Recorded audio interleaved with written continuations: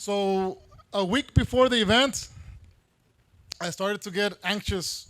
I couldn't breathe, I couldn't sleep, and actually after the event, I went to the hospital because I had an anxiety attack and started getting depressed and a lot of mental issues that slowly to right now I'm still recovering from the anxiety.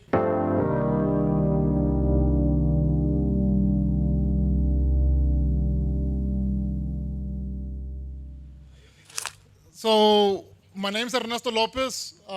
One of my passions is doing a lot of community events, such as fundraisers, school supply drives, can drives. We do chicken plate sales for people that have cancer, and we give those funds to them so they can pay for medical bills.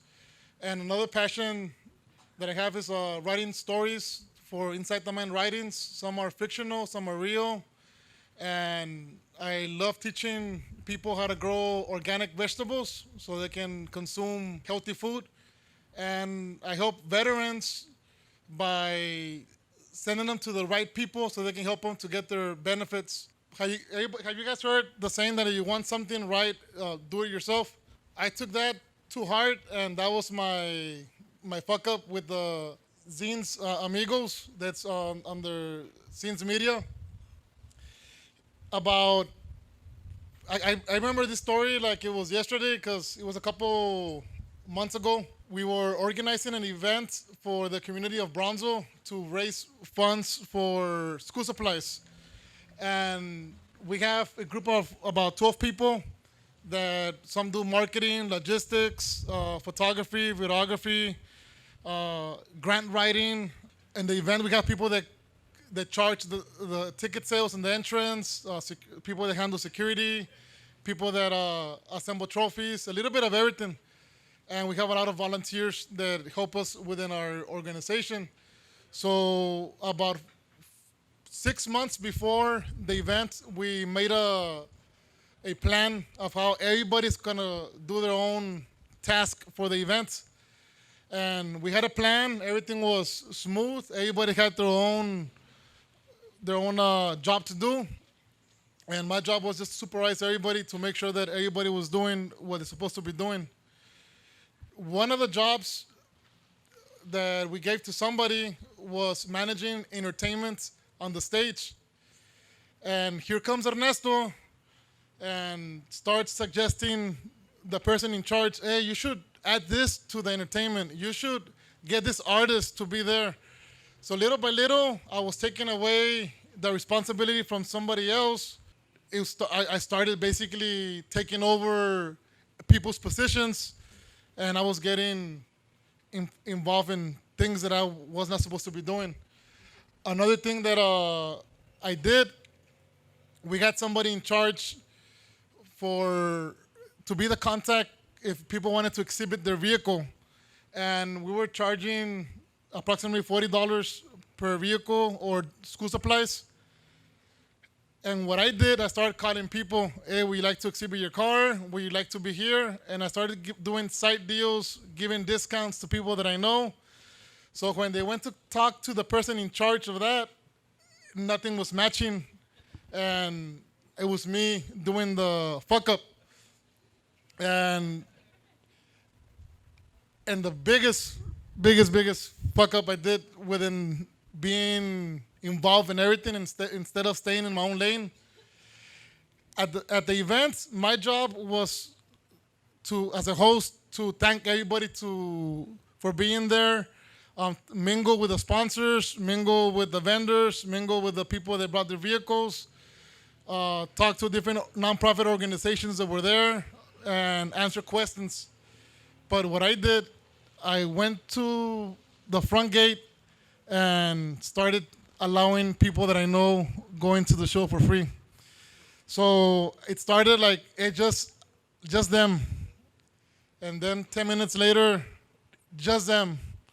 And I was like that for throughout the day, and I cost the company easily over $1,000 on this event because I've done that in other events. So so I'm not allowed to be in in the front gate. Never again. Instead of allowing the team to grow and learn from mistakes and complete what they were supposed to be doing, it was me all over butting in on everybody's job. It's because I was in the army, and we were taught that as a leader, you have to have boots on ground and be the example.